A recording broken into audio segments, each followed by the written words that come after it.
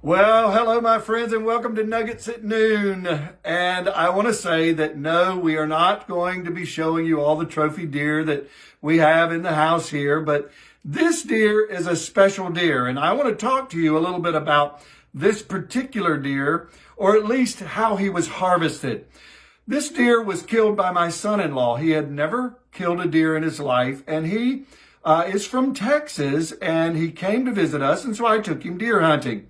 Well, on the second day of the hunt, we were hunting with a hunting club in the area, and they were running dogs, and this deer ran to my son-in-law, and he shot the deer and killed the deer. He actually ran in the woods, and some of the men went in and found the deer. But here was the thing.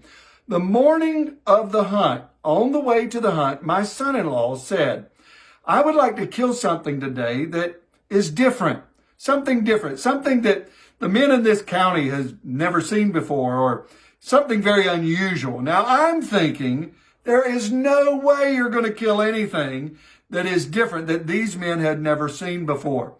And that was my thinking. Well, when the men went in and found the deer that he had shot, one of the first things on the radio that was stated was, you're not going to believe this deer that we've seen, that he's killed.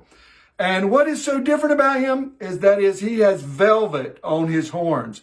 Now, we know that bucks have velvet on their horns every year, but this deer, and then they lose their velvet and so on. But this deer is one of those deer that keeps the velvet year round. Now, it was something different, and most of the men had never seen one this large that had velvet that they kept year round.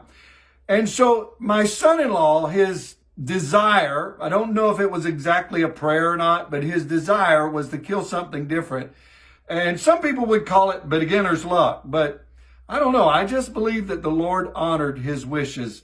When we had the deer mounted, the head mounted, the person that mounted it put a little plaque, and it gave the scripture here, and it said, If you abide in me and my words abide in you, you shall ask what you will and it shall be done unto you.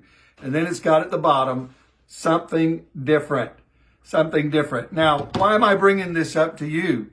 Because this was we would call it a small favor that God did for my son-in-law. I mean, he might be kind of big to him in a way, but it was a favor. He would love the Lord. He served the Lord. He had, been faithful to God for many years, and God gave him this small favor. If you abide in him, you shall ask what you will, and it shall be done. Now, we know that scripture may be talking about maybe spiritual things and maybe needs that we have in our life, but I believe that God is interested in the small things.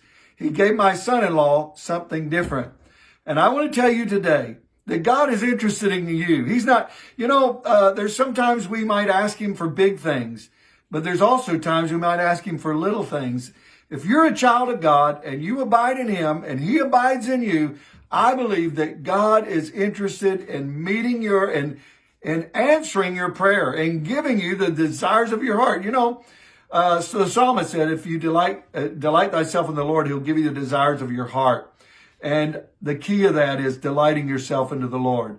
And so I just want to encourage you today that no matter whether it's a big thing or a small thing, if you abide in him and he abides in you, you can ask. And I believe he'll give it to you. God bless you. See you tomorrow. Bye-bye.